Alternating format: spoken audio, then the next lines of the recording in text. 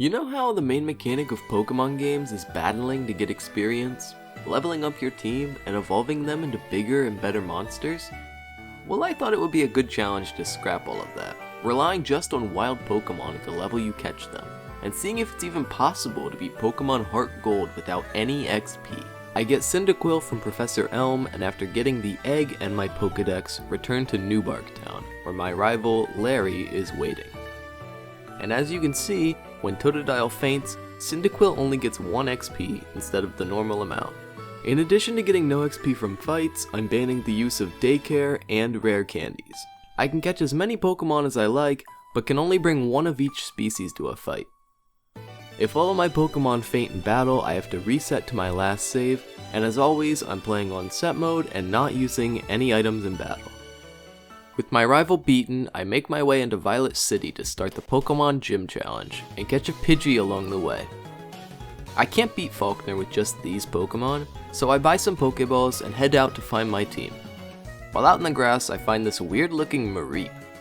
I think it must be sick or something, so I add the sheep to my party to take care of it. I also catch a Bellsprout and trade it for an Onix named Rocky. The next Pokemon are in Sprout Tower, where I catch a Rattata and a Ghastly, then beat Elder Lee for the Flash TM. The last Pokemon I need for the gym is in the ruins of Alph. I activate the unknown spawns, then wait until I find one with a hidden power that's super effective against flying types. I caught one with hidden power Rock, and my team is ready for Faulkner. The Faulkner fight is really strange. He only has 2 Pokemon, but the level 13 Pidgeotto is over twice the level of my best Pokemon. His lead Pidgey only knows Sand Attack and Tackle, meaning it can't hurt my Ghastly. But Ghastly can't hit Pidgey either, so I stay in until Pidgey faints itself with struggle. With just Pidgeotto left, I send in Mareep. Mareep has the ability Static, meaning any Pokemon that makes contact has a 30% chance to get paralyzed. After Pidgeotto is paralyzed, Mareep gets one last growl before fainting, and Rocky the Onix comes in. Onix screeches until Pidgeotto is at -6 defense, then tackles until it faints. Rattata is the next Pokemon out and finishes the fight with 2 quick attacks, and after beating up on his birds, I win the Zephyr Badge from Faulkner. I need to help Kurt with Team Rocket and Slowpoke well, but I want to catch some new team members first. In Union Cave, I catch Geodude, a new level 8 Onix, and a Goldeen with the old rod I got on Route 32. I even run into another sick Pokemon, and add the Rattata to my party. After stopping Team Rocket and Slowpoke well, I start to prep for the Bugsy fight. His level 17 Scyther is a menace, and it's going to take almost my entire team to stop it. The strategy I come up with for Bugsy is going to take a bit of luck. I start by leading Geodude, baiting a U-turn and switch into Mareep to get a static proc. Then Bugsy goes into Metapod. I use Unknown to weaken Metapod, then use Geodude to finish it off. Scyther comes back out and U-turns Geodude. Slowpoke then 1v1s Kakuna by setting up curses and tackling. With only Scyther remaining, it can't lose any stat changes with U-turn, so I growl with Slowpoke until it faints, then move into Goldeen. Goldeen absolutely clutches the entire fight here. I start with the Supersonic, a move that confuses the opponent but only has 55% accuracy, and it connects. Goldeen then hangs on from a Scyther U-turn. It spams Tail Whip to lower Scyther's defenses until it gets hit with Quick Attack, but Goldeen's Supersonic puts in work, making Scyther hit itself in confusion 3 times in a row. Goldeen has done its job, Scyther is at -3 defense, and once the fish faints, Onix comes in and cleans up with a Rock Tomb, knocking out Scyther and earning me the Hive Badge. After Bugsy, the path takes me through Ilex Forest, but before I can get there, Larry wants to fight again. My strategy for this fight is pretty similar to Bugsy. I use Rattata to make Ghastly curse itself. Then Croconaw comes out. I get it to bite Mareep and hope for paralysis. Slowpoke comes in and gets off as many growls as possible before fainting. Goldeen is supposed to confuse Croconaw and then spam Tail Whip, but Goldeen decided to miss 5 Supersonics in a row, a less than 2% chance of happening. meaning I didn't get any defense drops on the Croc. This is where I need a hero to win the fight. My newly caught Hoppip is next out, and with Bullet Seed, it's able to 1v1 Larry's starter, winning me the fight. I move through Ilex Forest and arrive in Goldenrod City. With some new routes available, I can catch some better Pokemon, and on Route 36, I catch a Growlithe and a Stantler. On Route 35, I caught a couple of Drowsies. One to use for the third gym, and another to trade with this guy in the department store, receiving a Machop named Muscle in return. On Route 35, the guard asked me to deliver his mail using a Spearow named Kenya.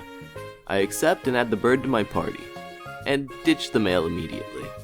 That guy's never gonna see his letter. The Whitney fight only takes one try. I remember being terrified of her Miltank when I played Pokemon Crystal for the first time as a kid, but it turns out that the cow just isn't as scary as it used to be. I let Drowsy and Stantler take out Clefairy, then keep switching between Stantler and Onix to get Intimidate drops on Miltank. Onix finally uses 2 Screeches to get Miltank to -4 defense, and then Growlithe comes out to weaken the Miltank. Growlithe does its job, then Muscle comes out to end the fight with the Karate Chop. And after a titanic amount of sobbing, Whitney gives me the plain badge. Right after exiting the gym, I head to the flower shop next door and get the spray bottle for the Sudowoodo on Route 36.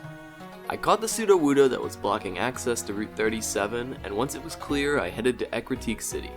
I catch a Pidgeotto on Route 37, and once I get to Ecruteak, a ton of routes open up. I go through routes 38 and 39, catching a new Raticate along the way, and end up in Olivine City. Here I can get the Good Rod, and with that some new level 20 Pokemon. I catch a Krabby, and instead of using it, I trade it to this fisherman for a Voltorb named Billy. Billy joins my team at the perfect time, as I have a rematch with Larry in the Burn Tower.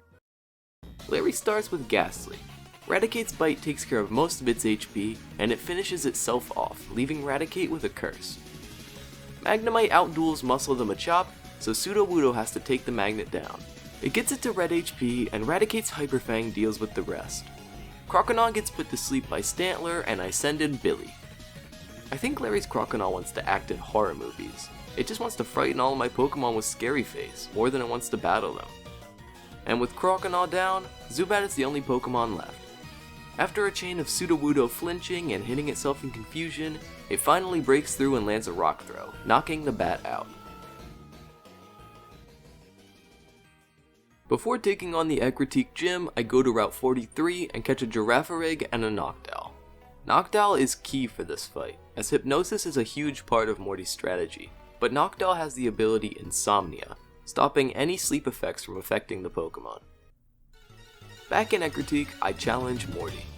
I lead Raticate and it takes out Ghastly with some Dark-type moves. Then the first of his 2 Haunters come out. This Haunter has 3 sleep-based moves, and Curse, so I send out Noctowl, forcing Haunter to Curse. Then I rinse and repeat, making the Haunter curse a second time, literally putting the final nail in its own coffin.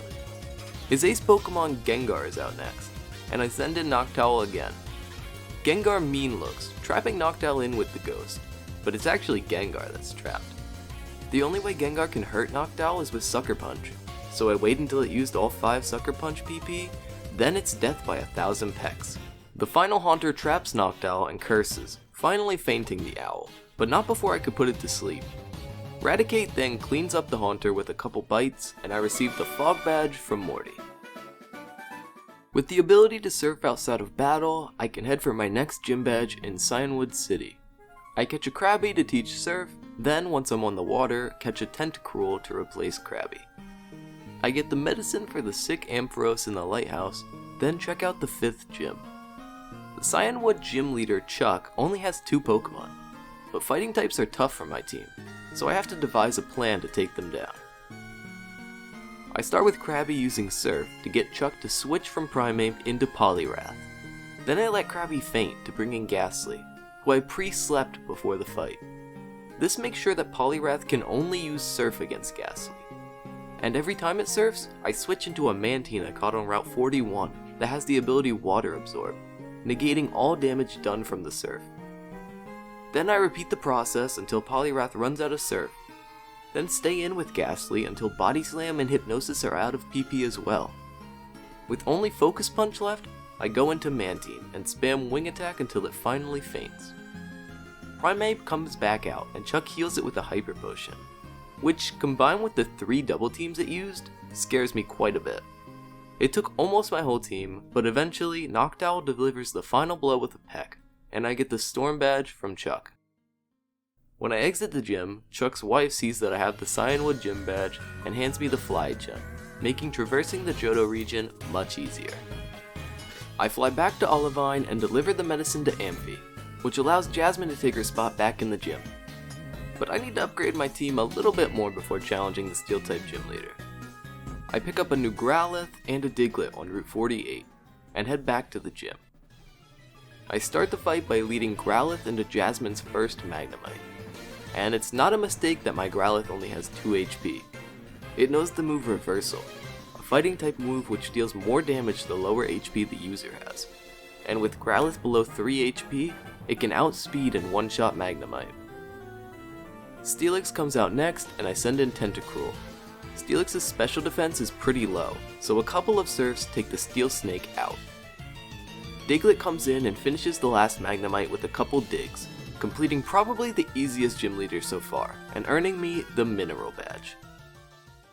The next badge lies in Mahogany Town, so I fly there, but the gym is blocked. I need to head to the Lake of Rage to open the gym again. At the Lake of Rage, I catch the red Gyarados, who instantly becomes the best member of my team by far, and I speak to Lance, who wants to investigate the souvenir shop in the town. It turns out that it's been taken over by Team Rocket, and we clear it out together. I fight Rocket Executive Petrol, then fight Ariana and a Grunt in a 2v2 battle with Lance. After beating them, I catch one of the electrodes powering the radio tower, then leave to challenge the gym. Bryce is the Winter Trainer, an Ice-type user, but his team is full of weaknesses. Electrode KOs the Seal with a Spark, then his ace Pillow-Swine comes out. Gyarados switches in on a Mud Bomb, taking no damage, and the combination of 1 Dragon Rage and 2 Surfs is enough to finish the pig off. Dugong takes down Gyarados with a critical hit on the Aurora Beam, but Sudowoodo uses some Rock Throws to take Price's final Pokemon, and I get the Glacier Badge, meaning only one more gym before I can challenge the Elite Four. Once I beat Price, I'm called on to help at the Goldenrod radio station, as Team Rocket have taken over. I fight my way through the station, but need a keycard to get to the top floors. Petrol wants a rematch, and his team of 5 Coughing and a Wheezing all know self-destruct, which is scary, but Gyarados does a ton of work, and I defeat him no problem. He gives me the key to the basement warehouse, and when I get there, Larry wants to fight yet again. I have to reset once because Electrode hit itself in confusion 3 times in a row, but on a second attempt, Electrode KOs Golbat. Gyarados comes in on Feraligatr, and 3 Dragon Rages were enough to knock it out. Magnemite switches in, and Diglett used Dig and Magnitude to drop the Magnet. Sneasel was next out, I sack my Diglett, and Gyarados comes back out, but can only do about half of Sneasel's HP before going down to a Feint Attack crit. Sudowoodo finished the Weasel off with a low kick, and only Haunter remained. Haunter was stronger than I anticipated, but Electrode makes up for the first attempt by knocking out Larry's final Pokemon. After that rude interruption from my rival, I continue kicking Team Rocket's ass, getting the keycard, then beating Proton, Ariana, and Archer without any issues, clearing Team Rocket out of the region for good. With Team Rocket gone, I can head past Mahogany Town and into Blackthorn City, home of the final gym in Johto. Claire's team is pretty difficult, and my Pokemon are severely underleveled. I think it's about time to call in a little help from some legendary friends. Before we go hunting for legendaries, I just want to thank you for watching the video, and I hope you're enjoying. I would also like to ask that you leave a like, and consider subscribing if you want to see more Pokemon videos like this one. Anyway, let's get back to hunting some legendaries. Chasing down and catching Raikou and Entei takes quite a bit of time, but luckily I caught Entei with my very first ball, and Raikou took about 50 Dusk Balls to catch. With these legendary dogs on my team, everything should be a little bit easier, but I still need some more help to beat Claire. I spend way too long grinding Voltorb Flip to get a Thunderbolt TM and teach it to Raikou. Then, inside Dark Cave, I caught a Wobbuffet, and now I'm finally ready to challenge the Dragon-type gym leader. Claire leads with Gyarados, and Raikou one-shots it with Thunderbolt. The first of her two Dragonair comes in and tries to Thunder Wave Raikou, but I had a Cherry Berry. I had a cool plan where a pre-poisoned Gyarados would come in and Avalanche to knock out the Dragonair, but instead of Thunder Wave, it used Dragon Pulse on the switch, meaning I have to let Gyarados faint and try to finish the fight off with Raikou. Raikou successfully KOs Dragonair, then her ace Kingdra comes in. My plan for Kingdra is to make it waste all of its Hydro Pumps, then bring in Wobbuffet to use Destiny Bond. Wobbuffet comes in and instead of attacking, it used Smokescreen, allowing Wobbuffet to Mirror Coat the next attack and one-shot Kingdra. The last Dragonair gets flinch chained by Entei and I win the fight, but Claire doesn't want to give me the badge. If I had a nickel for every gym leader that didn't want to give me my badge, I would have 2 nickels, which isn't a lot, but it's weird that it's happened twice. So I enter the Dragon's Den, and after getting scolded by her elders, she reluctantly gives me the Rising Badge, allowing me to finally challenge the Pokémon League. I return to Professor Elm's lab where he gives me the Master Ball, then advises me to go to Ecruteak Dance Theater. In Ecruteak, I take on the Kimono Girls, each with their own evolution. When I defeat them, I can finally go to the top of Bell Tower and catch the legendary Ho-Oh. With only a 5% chance to catch using a Dusk Ball, I thought it might take a while, but in only 2 balls, Ho-Oh joins the team. With my team ready, I make my way into Victory Road, navigating through puzzles until I reach the end, where Larry wants one last battle before I challenge the Elite Four. Ho-Oh leads and burns Sneasel to a crisp. Then Raikou is able to Thunderbolt Feraligatr twice for the knockout, and another bolt is enough to one-shot Golbat. I use a newly caught Raticate to beat his Haunter, and also deal a ton of damage to Kadabra with Sucker Punch before fainting. Entei KOs Kadabra with Stomp, then finishes off the battle with a Flamethrower into Magneton. With Larry out of the way, the only thing that stands in front of me becoming champion is the Elite Four. Before taking on the final gauntlet, I need to build a team that can actually beat the Elite Four. I started off by thinking it was obvious all 3 of my legendaries would be on the team, but after some calculations, it turns out that Entei is kind of useless in the Elite Four. To replace Entei, I head to Cianwood City and enter the Cliff Caves, looking for a Steelix. While I'm around the area, I also use Headbutt on Route 47 to get a Heracross. With those additions, my team is complete. Raikou, Ho-Oh, Gyarados, Wobbuffet, Steelix, and Heracross are the 6 Pokemon I'm bringing to the Elite Four. Only 2 of my Pokemon are above level 30, but these underleveled Pokemon have some tricks up their sleeve. The last stop is back in Cianwood City, where I spend way too long crushing boulders on the beach in order to get some heart scales. I go to the Move Tutor in Blackthorn and teach Steelix Screech and Thunderfang, and teach Ho-Oh Brave Bird.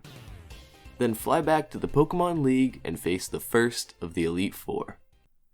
Will is the first and probably the easiest of the Elite Four. His team of 5 Psychic types starts off with Xatu, and Raikou outspeeds and Thunderbolts the bird. Jinx comes out next and Ho-Oh one-shots her with Sacred Fire. Next is Slowbro, and you can start to sense a pattern here. Raikou switches in and 2 Thunderbolts drop him. Executor is out, Ho-Oh comes back in and uses 2 more Sacred Fires to break through Reflect, leaving Will on his final Pokemon. And the fight ends just as it begins, with Raikou outspeeding and one-shotting his second Xatu with another Thunderbolt. It's a good thing this fight was so easy, because it only gets harder from here. Koga is up next, being promoted from Gym Leader to Elite Four member. His team is a mix of Poison and Bug types, a perfect setup for Ho-Oh to wreak havoc. But Muck and Crobat love to spam moves that raise their evasiveness, meaning sometimes you need a little luck to win this fight. The Rainbow Bird starts by taking Ariados and Fortress down with Sacred Fires. Muck comes out and tanks the Sacred Fire. Instead of trying to use Minimize, it Toxics Ho-Oh, but a Pecha Berry cures the poison, and an extra sensory sends the pile of goo back into its Pokeball. Venomoth Toxics Ho-Oh, but my Sacred Fire misses, and the next turn the Moth confuses Ho-Oh as well. I switch into Wobbuffet to reset the confusion, but Venomoth insists on using Supersonic. Ho-Oh finally breaks through and takes its 4th KO of the fight. Ho-Oh and Steelix combine to deal about half of Crobat's life, then Raikou finishes Koga's ace Pokemon off with Thunderbolt. Bruno is another familiar face, and the 3rd member of the Elite Four. Ho-Oh starts off with 2 extra sensories into Hitmontop. Then Bruno counters with his Onix. I pivot through Raikou, baiting Onix to use Earthquake the turn I send in Gyarados, then a Choice Spec Surf is enough to one-shot, and Hitmonchan is out next. I use Steelix to bait Fire Punch, getting Ho-Oh in basically for free, and a Fly combined with the Sandstorm damage is enough to KO Hitmonchan. Bruno sends in Machamp to Rock-Side Ho-Oh, so I send in Heracross and let it faint to the champ. Wobbuffet comes in, tanks a Cross Chop, then hits back with Counter, taking out Bruno's ace in one attack. The final Pokemon is Hitmonlee, and a Brave Bird from Ho-Oh causes a double knockout, winning me the fight. With the 3 easier fights out of the way, only 2 tough tests are left. Karen is the final Elite Four member, and her team of shadowy Pokemon can completely overpower you if you're not careful. Her lead Umbreon exists solely to make you panic, setting up double teams and confusing your Pokemon with Confuse Ray. I pull out All Reliable, and 2 Sacred Fires are enough to get the first KO of the fight. Murkrow comes out, and Raikou takes it down with a Thunderbolt. Then the scariest Pokemon of the entire Elite Four comes out. This Houndoom has Nasty Plot, meaning it can make its moves deal way more damage than they already do. It also outspeeds every Pokemon I have except for Raikou. Raikou does what it can, activating the Citrus Berry and leaving Houndoom on about 60% HP. Then I send in Ho-Oh and need to avoid a flinch or crit to take the dog down.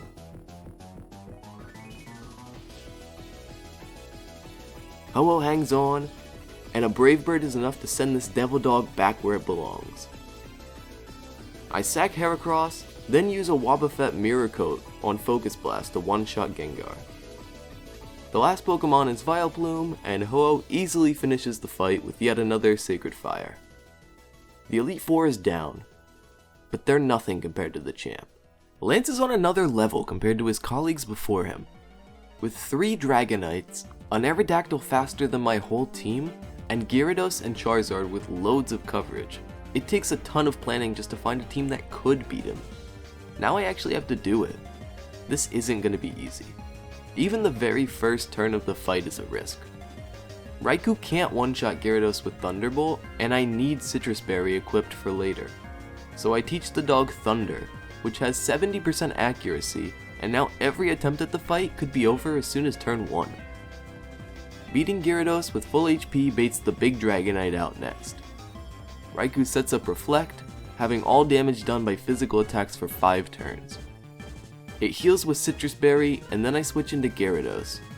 Gyarados is left at low HP on purpose, so Dragonite can knock it out with Outrage, giving me a free switch. With Reflect up and an Intimidate drop from Gyarados, Wobbuffet survives the final turn of Outrage and strikes back with Counter to KO Dragonite. Aerodactyl comes in next, and here is the second risky turn. Wobbuffet has the Quick Claw item, which allows it to move first 20% of the time. I'm relying on the Quick Claw activating to let Wobbuffet act first and use Destiny Bond, which KOs the target if the user faints that same turn. With Quick Claw activating, Aerodactyl faints alongside Wobbuffet, and I can switch into my next Pokemon. It's Raikou vs Charizard, and this is the end of the road for Raikou. It refreshes the Reflect, and gets Charizard to about half HP before fainting to a Shadow Claw crit. Ho-Oh comes out equipped with the Choice Scarf, which increases its speed, but limits the user to only one move. The Scarf lets Ho-Oh act before Charizard, and a Brave Bird takes the Charizard out.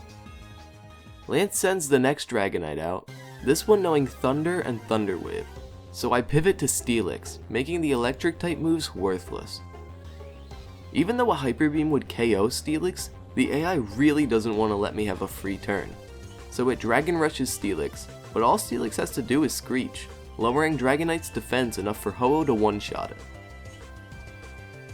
But Dragon Rush causes Steelix to flinch, and it's only able to get Dragonite's defense down to -2 before fainting. If just one more Screech had landed, Ho-Oh would have a guaranteed knockout. but as it stands, Brave Bird only has a 44% chance to knock it out. And the Brave Bird falls just short. Dragonite goes for a Thunder Wave, paralyzing Ho-Oh, but also giving the Rainbow Pokemon a second chance. Lance chooses to use a full Restore, and if Ho-Oh can break through Paralysis and land the High Roll, it can take the Dragon out. And Ho-Oh does exactly what it needs to, sending Dragonite packing and leaving Lance with his final Pokemon. Left only with the final Dragonite, it's nearly checkmate for Lance. I let Ho-Oh faint, then send in my final Pokemon. I made sure that this Heracross I caught back on Route 47 could specifically never faint to this Dragonite's Blizzard. That leaves Dragonite with 3 options: Thunder Wave, Hyper Beam, and Dragon Rush. The AI won't use Thunder Wave because Dragonite's already faster, and it hates using Hyper Beam, leaving Dragon Rush as the only choice. Heracross has a Focus Sash, which means that it can survive any attack that would one-shot it, and it knows Counter, so as long as Dragon Rush doesn't flinch, Heracross survives at 1 HP and wins the fight. And that's exactly what happens. Heracross avoids the flinch and knocks out Lance's final Pokemon, making me champion of the Johto League. As I go with Lance to enter my Pokemon in the Hall of Fame, I reminisce on the run. From the cotton candy Mareep strategies of the early game, to breezing through the mid game, and the tough puzzles the end game brought. This challenge was one of the harder things I've ever done in Pokemon, but also incredibly rewarding. But as most of you probably know, beating Lance isn't the end of Pokemon HeartGold. After completing all of the Johto content, you can head to Kanto, fighting all of the old gym leaders and some new ones from Generation 1. And after that, on the snowy peak of Mount Silver, awaits the true final boss of HeartGold. That video should be one of the next to release here, so be sure to subscribe, you don't want to miss it. Goodbye, and I'll see you next time.